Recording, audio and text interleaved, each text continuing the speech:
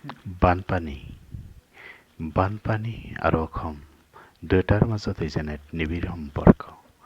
প্ৰতিবাৰেই বানপানী আহে, এইবুলিও বানপানী আহিছে, এইবুলি বানপানী জলপ্ৰলয় হৈ আহিছে। গোটেই অসমত লাখ লাখ জনতা প্লাবিত, বানত আবদ্ধ হৈ আছে। তাৰ ব্যতিক্ৰম নহয় বৰপেটা জিলাৰ গাগলমাৰী কান্দাপাৰাবাসীও। এতিয়া আমি গৈ আছোঁ কান্দাপাৰালৈ। এই যে আপোনালোকে সুবিশাল বানপানীৰ পানী দেখি আছে, এইবিলাক আচলতে একোটা জলাশয়লৈ ৰূপান্তৰিত হৈছে।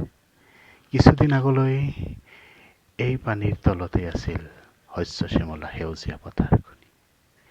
আজি বানপানীত দিশাহাৰা হৈ ইয়াৰ জনতা ৰাজপথত আশ্ৰয় লৈছে। এনেদৰে গৰু, ছাগলী, ম'হ সকলোলৈ একেলগে সহাৱস্থান কৰিছে বন্যাক্ৰান্তই।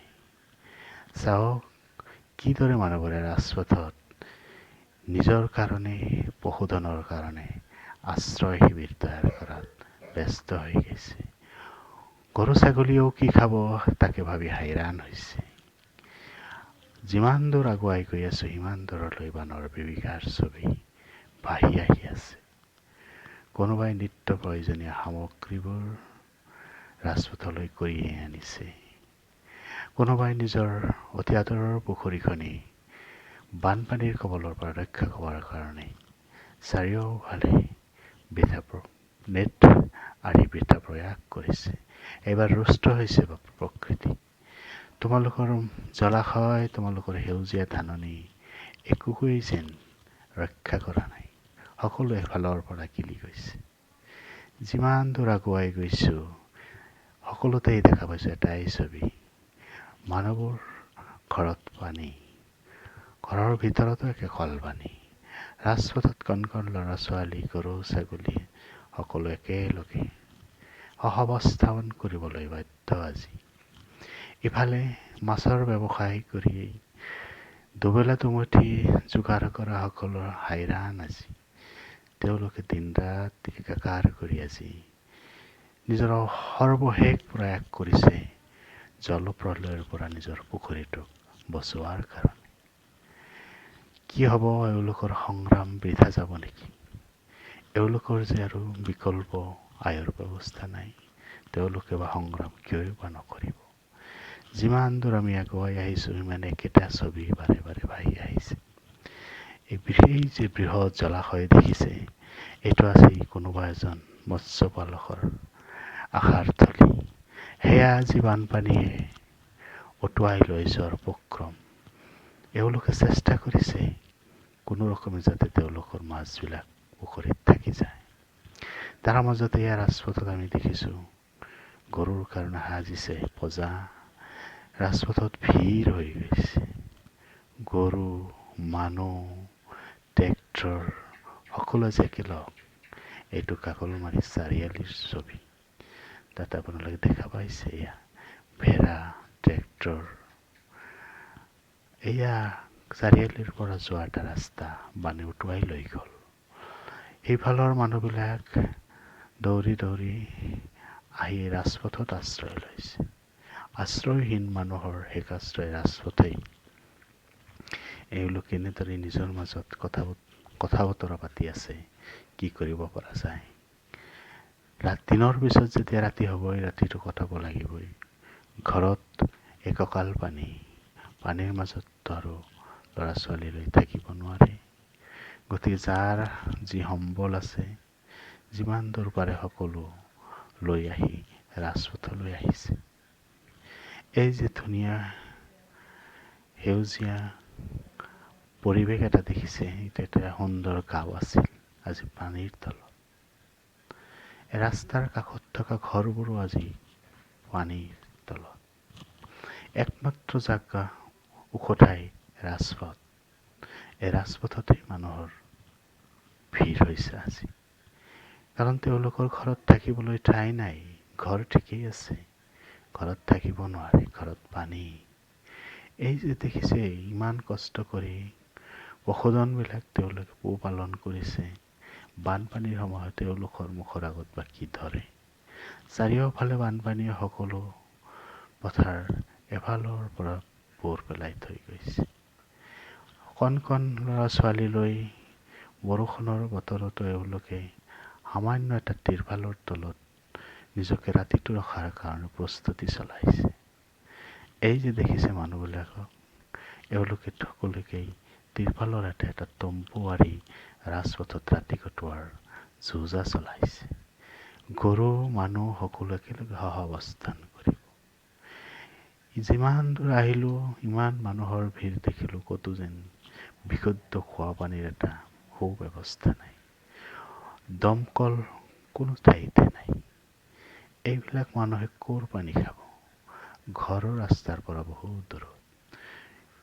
ঘৰৰ পৰা পানী আনিবলৈ গ'লেও হয়তো পানী আনিবলৈ থকা সেই টিউবৱেলটো পানীৰ তলত। এওঁলোকে নিশ্চয় বিশুদ্ধ পানী আৰু নাপায়। এনেকৈ তেওঁলোকে ভোকে পিয়াহে থাকিব নে এই বানৰ পানী সেৱন কৰিব? আজি এওঁলোক নিথৰুৱা যেন লাগিছে। সকলোৰে মুখ মলিন। হয়, কিয় বা নহ'ব? ইমান দিনে শস্য শ্যামলা পথাৰখন আশাত চাই আছিল, তেওঁলোক ইমান কষ্ট কৰি ৰোপণ কৰা ধান কাটি ঘৰত আনিব। কিন্তু সময়ৰ আগতেই যেন বানপানী সকলো তছনছ কৰি দিলে। এওঁলোকে কেৱল সুলভ মূল্যৰ চাউল কেইটা পাই জীয়াই থাকিব নেকি? নিজে পৰিশ্ৰম কৰি খেতি পথাৰত যে শস্য ৰোপণ কৰিছিল তাৰ ফচল পাবলৈ সক্ষম। এই যে মানুহজনক দেখিছে, এই মানুহজন আজি এই নিজ ঘৰৰ পৰা আজি বিতাড়িত হ'বলগীয়া হৈছে। সকলোৱে আহি নিজ নিজ তম্বুত ভিৰ কৰিছে। মই যিমান দূৰ আগুৱাই আহিছোঁ, বাৰে বাৰে এটাই ছবি, চাৰিওফালে পানী, চাৰিওফালে কেৱল পানী। এই যে নাৱৰ টুলুঙা নাৱৰ মাজেৰে লৈ মানুহবিলাক নৈৰ পৰা ৰাজপথৰ কাষলৈ আহিবলৈ চেষ্টা কৰিছে। এই যে বানপানীত কোনোবাই আকৌ বাইক লৈ ওচৰতে থকা চৌক বজাৰত যাবলৈ চেষ্টা কৰিছে, কোনো নিত্য প্ৰয়োজনীয় সামগ্ৰী আনিবলৈ। ৰাজপথত যাব নোৱাৰি, কিনকিনীয়া সৰু বাট এটা, তাৰ মাজতেই আমি গৈছোঁ। এই যে মানুহবিলাক দেখিছে, সৰু সৰু ল'ৰা ছোৱালী কলৰ ভেল সাজি আছে। এই ভেল সাজি তেওঁলোকৰ ৰাতি হয়তো কোনোবাই ঘৰত যাব চাবৰ কাৰণে, ঘৰৰ কি পৰিৱেশ হৈ আছে, আৰু ঘূৰি আহিব ৰাজপথৰ তম্বুৰ তলত। এনেকৈয়ে তেওঁলোকে নিশাটো পাৰ কৰে। এই যে সন্মুখত দেখি আছে ৰাজপথ আধাখিনি মানুহৰ শিবিৰ। এই যে ভেল চলাই গৈ আছে এজন ল'ৰাই, এই ভেল লৈ তেওঁ ঘৰলৈ গৈ আছে। আৰু কিছু কেইপদ সামগ্ৰী যদি তেওঁ আনি সুৰক্ষিত কৰিব পাৰে ৰাজপথত, তাৰেই প্ৰয়াস কৰি আছে। সন্মুখৰে সৰু সৰু দোকানবোৰ আজি বন্ধ, কাৰণ এওঁলোকৰো ঘৰত পানী উঠিছে, এওঁলোকৰ নিজৰ বয় বস্তু লৈ ব্যতিব্যস্ত। মানুহবোৰ ল'ৰা ছোৱালী লৈ ৰাজপথৰ বাহিৰে ক'তো যেন থাকিবলগীয়া ঠাই নাই। সেৱা অংগনবাদী কেন্দ্ৰ আজি এবুকু পানীৰ তলত, নামমাত্ৰ কোনো ৰকমেহে দেখা পোৱা গৈছে। সেয়া নিশ্চয় অংগনবাদী কেন্দ্ৰই হ'ব। এই সন্মুখতে ধুনীয়া এটা পথাৰ আছিল। এই গৰু পশুধন এইবিলাক চিন্তিত শংকিত যেন লাগিছে। এওঁলোকেই বুজি পাইছে এইবাৰ হয়তো বানপানী নহয়, জলপ্ৰলয়হে আহিছে। আমি আগবাঢ়ি গৈ আছোঁ, আৰু সন্মুখৰ ফালে এটাই ছবি বাৰে বাৰে আহি আছে। সকলোৰে ঘৰত পানী, পানী, চাৰিওফালে পানী। জলপ্ৰলয়ে যেন দিশাহাৰা কৰিছে মানুহবোৰক। মানুহবোৰে কি কৰিব, কি খাব, সেয়াও লৈ শংকিত। এই যে ভোৰ চলাই ল'ৰা এজনে গৈছে, এইটো বানপানীৰ পৰিচিত ছবি। এনেদৰেই নদীৰ মাজত, নদীৰ পাৰত হ'ব নিশ্চয় তেওঁলোকৰ ঘৰ। সেই যে সৰু এটা ভোৰ দেখা পাইছে, এটা সৰু ছোৱালীক লৈ মাকজনী নিৰাপদ আশ্ৰয় বিচাৰি ৰাজপথৰ ফালে আহি আছে। চাৰিওফালে কেৱল পানী, ভোৰ নাসাজি কি কৰিব এওঁলোকে? এওঁলোকৰতো প্ৰতি ঘৰত নাও নাই। নাৱৰ সুব্যৱস্থা নাই। গতিকে ঘৰৰ পৰা ৰাজপথ আহিবলৈ এওঁলোকৰ কলগছৰ ভেলেই একমাত্ৰ সম্বল। কোনোবাই বজাৰৰ পৰা আহি আছে, ওচৰতে অলপ দূৰৰ আগতেই কান্দাপাৰা চক বজাৰ। চক বজাৰৰ পৰা সকলো মানুহে যি পাৰে নিত্য প্ৰয়োজনীয় সামগ্ৰী ক্ৰয় কৰে। হয়, আমি কান্দাপাৰা চক বজাৰত আহি উপস্থিত হ'লোঁ। আধা অংশ দোকান পোহাৰ বন্ধ। সমস্যা এটাই, দোকানীবিলাক নিজৰ নিজৰ ঘৰত ব্যস্ত।